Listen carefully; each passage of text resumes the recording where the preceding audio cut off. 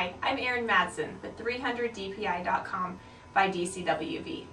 Understanding layers is probably the most essential concept in digital scrapbooking. When each element is on its own layer, you can manipulate and edit each item, which makes the possibilities endless. Let me show you some really cool things about layers on a layout that I made using the Tweet Life kit by 300dpi.com.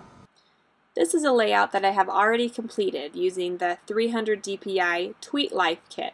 It rhymes with Sweet Life, but it's the Tweet Life because there's lots of birds, birdhouses, trees. It's really kind of an antique looks kit, which is really fun and I think pretty unique.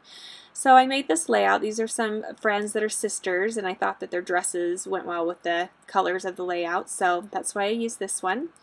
And I think to understand layers, you really have to think of how you scrapbook when you scrapbook with paper and embellishments.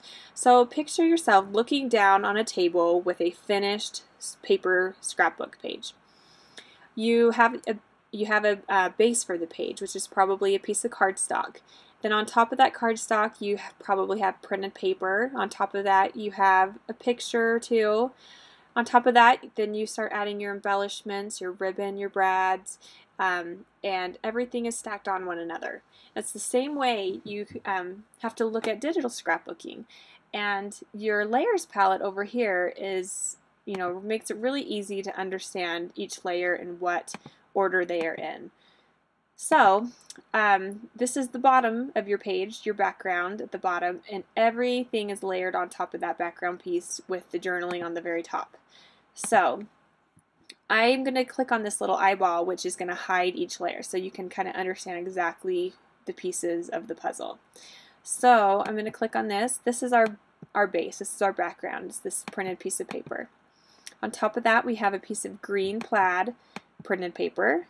Then we have a striped piece of paper. Then we have a photo mat, and then our overlay, and then our photo.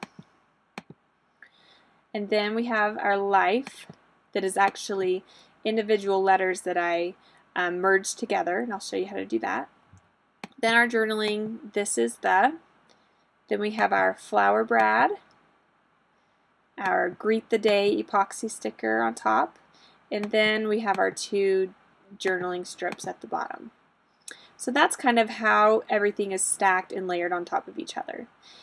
If you wanted to move a layer, I would just click on the thing that you want to move, this Greet the Day. If I wanted it to be underneath my photo, I would just drag it under my photo right there, and then maybe move it, nudge it a little, and then it's underneath.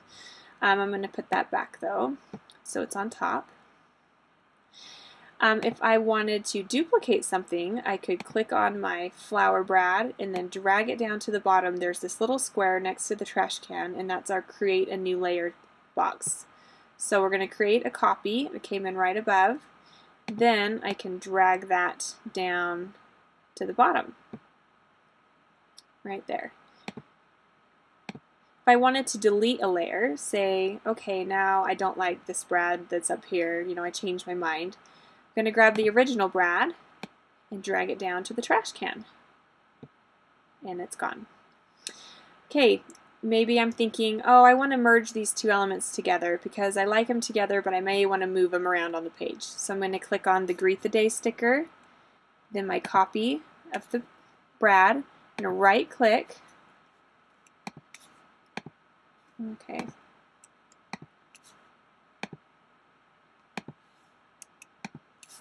Okay, right click, there we go.